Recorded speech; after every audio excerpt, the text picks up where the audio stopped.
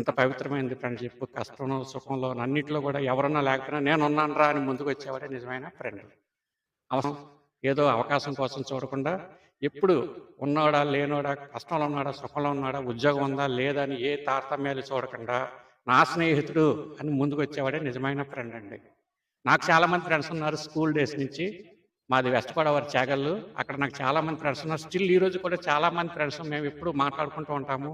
ఏదైనా ఎవరింట్లో ఏదైనా సుఖం వచ్చినా, కష్టం వచ్చినా అందరం కలిసి పాలు పంచుకుంటూ ఉంటాము. Friendship is very, very, very great. ఇది దేవుడిచ్చిన ఒక వరం అందరికీ కూడానండి. ఉన్నారు సార్. వేండ్ర శ్రీనివాసరావు అని ఒక ఫ్రెండు. చిన్నప్పటి నుంచి నాతో కలిసిమెలిసి పెరిగాడు.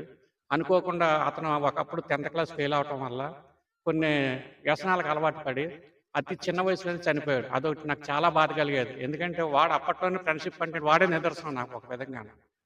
వాడు అన్ని విధాలుగా కూడా నాకు అన్ని విధాలుగా చేదోడు వాదోడుగా ఉండేవాడాడు.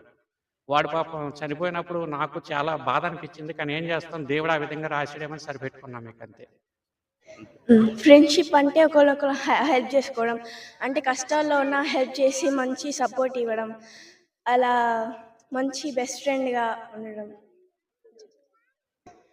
గీత. గీత నా బెస్ట్ ఫ్రెండ్. ఫ్రెండ్షిప్ అంటే నమ్మకం. ఒకరిని మనం నమ్మి వాళ్ళతో కలిసి ఉంటే వాళ్ళు మనల్ని ఎప్పటికీ వదలకూడదు. అది ఆనందాల్లో అయినా, కష్టాల్లో అయినా. నా బెస్ట్ ఫ్రెండ్ పేరు అఖిలేష్. నా బెస్ట్ ఫ్రెండ్ పేరు రఘురామ్ అండ్ శిశి. వాళ్ళిద్దరు పే స్కూల్లో ఉంటారు. వాళ్ళు చాలా ఫ్రెండ్లీగా వాళ్ళు నాకు ఏమైనా కావాల్సింటే హెల్ప్ చేస్తారు. ఫ్రెండ్షిప్ అంటే ఇప్పుడు ఆర్టిఫిషియల్ ఫ్రెండ్షిప్ ఇది.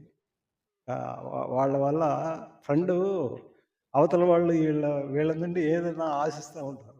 ఇదివరకు అట్లా కాకుండా వాళ్ళు వీళ్ళ కోసం త్యాగం చేయటం అట్లా ఉండేది.